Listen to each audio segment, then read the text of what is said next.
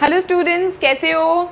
बढ़िया पढ़ रहे हो या सिर्फ वीडियोस ही देखे जा रहे हो? खुद से जब तक प्रैक्टिस नहीं करोगे तब तक कुछ नहीं होगा, ठीक है? जो भी डाउट्स आते हैं कमेंट सेक्शन में लिखो, ज़रूर मैं सॉल्व करूँगी आपके डाउट्स, ठीक है? आपके कमेंट्स देखकर सुनकर बहुत अच्छा लगता है, ठीक है? So keep writing in comment section, please do subscribe my channel.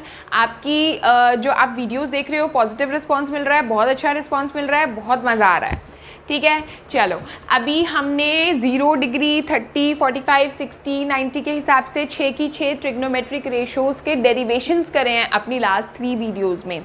उस पर बहुत अच्छा रिस्पॉन्स मिला मुझको, ठीक है?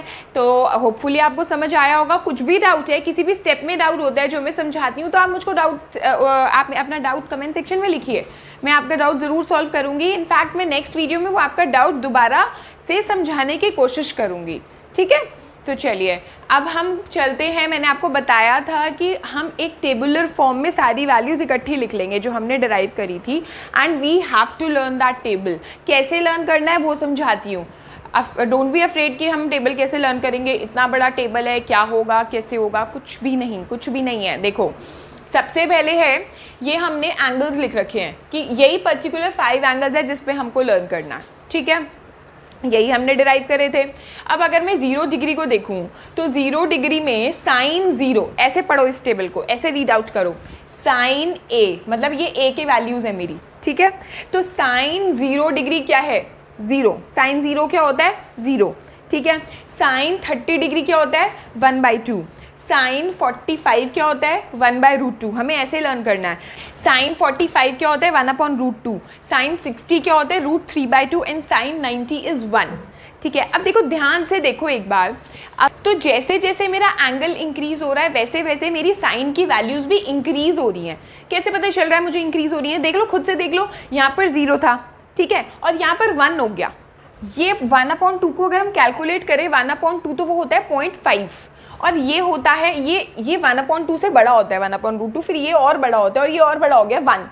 तो इसका मतलब कि जैसे जैसे मेरे एंगल्स की वैल्यूज़ इंक्रीज़ हुई, पहले 0 से 30 हुई, फिर 30 से 45, एंगल इंक्रीज़ हो रहा है ना।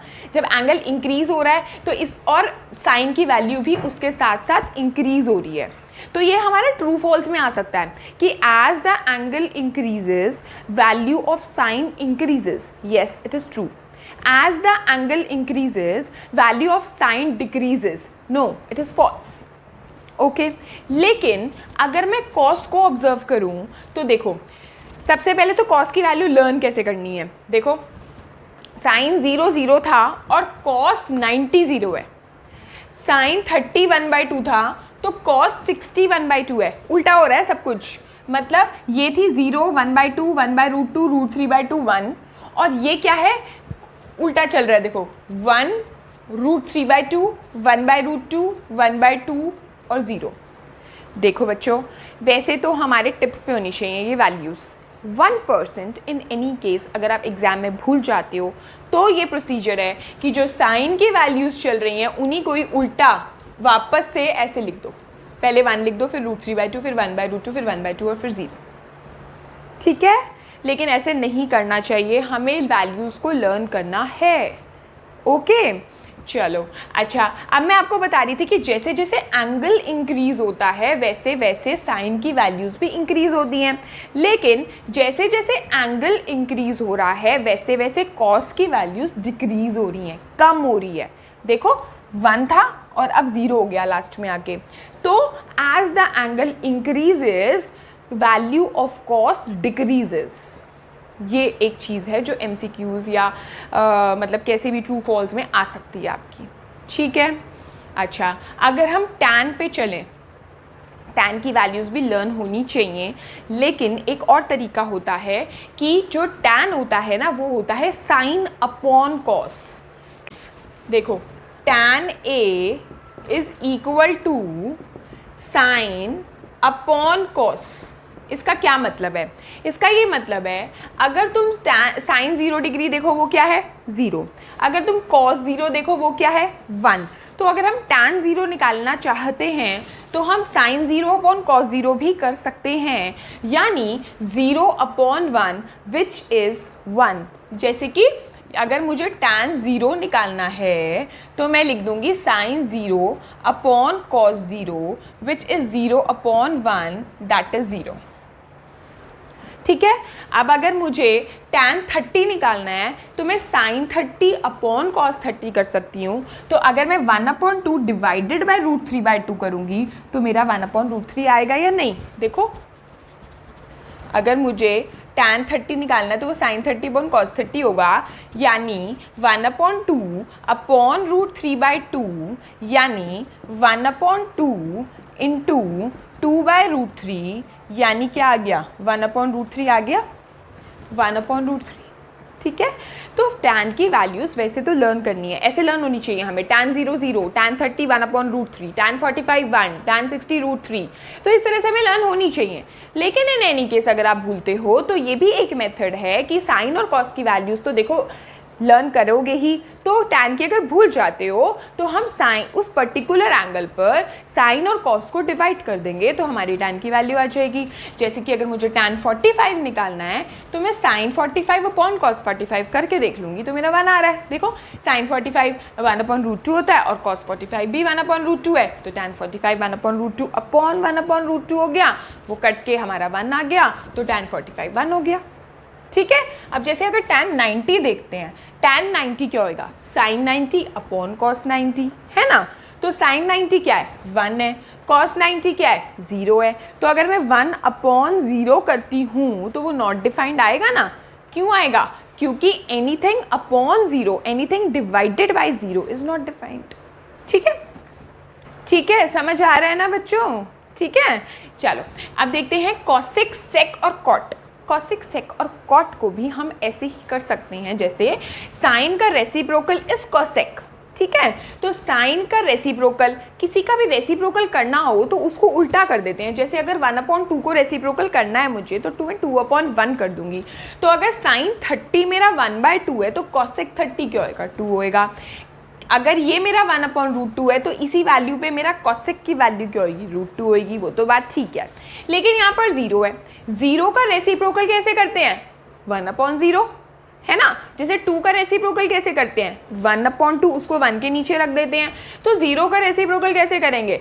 1/0, है ना? तो 1/0 क्या होता है? Anything upon 0 is what? Not defined. ये आधे से ज़्यादा बच्चों को नहीं पता बच्चों कि 0 अपॉन समथिंग, 0 के नीचे अगर कुछ भी है, what ever it is always 0। 0 upon something is always 0।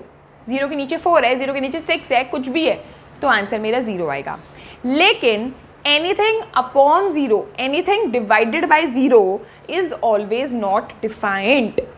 ठीक है, 0 अगर नीचे आ गया तो मेरा आंसर क्या है? Not defined, it is infinity actually. ठीक है, तो 0 का रेसिप्रोकल क्या है? 1/0, और 1/0 क्या है? Not defined.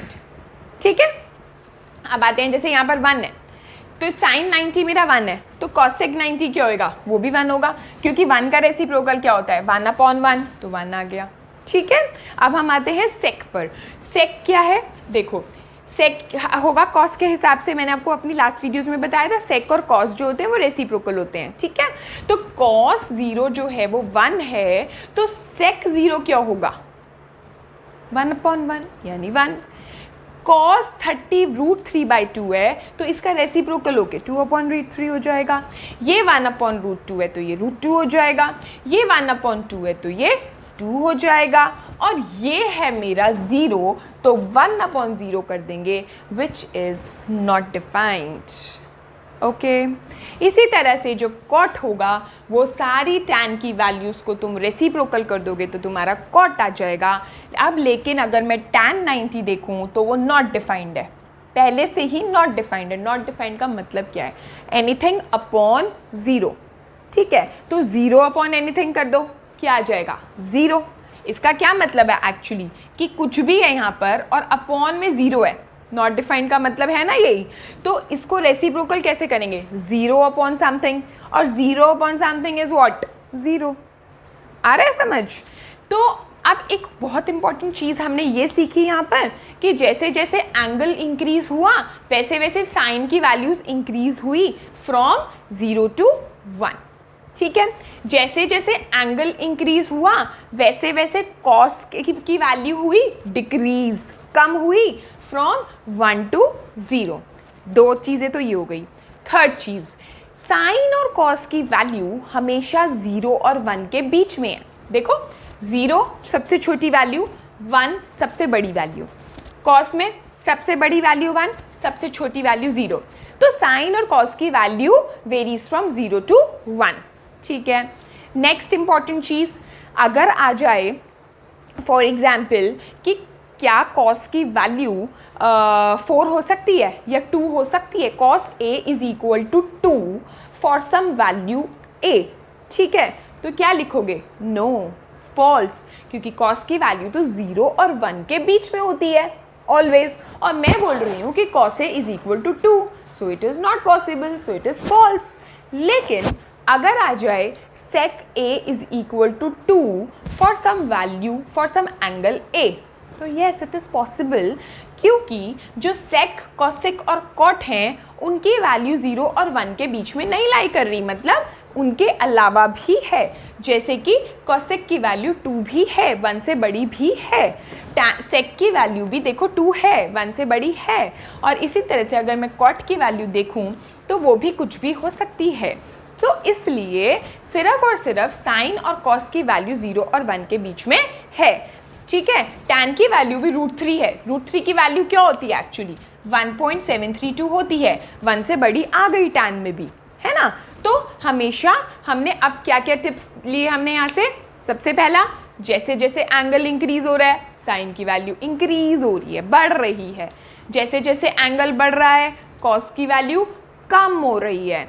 जैसे जैसे और साइन और कॉस की वैल्यू हमेशा 0 और 1 के बीच में है। इनके अलावा अगर हम टैन, कोसेक, सेक और कॉट के बारे में बात करते हैं तो इट इज़ नॉट ऑलवेज कि there values always lies between 0 and 1, नहीं, ऐसा नहीं है।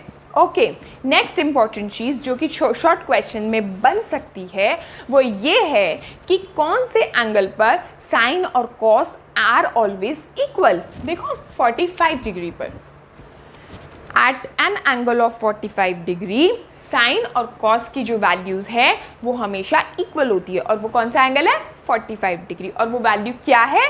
1/√2। ठीक है। So these are some important tips according to this table. But फिर भी आपको ये टेबल लर्न करना ही है।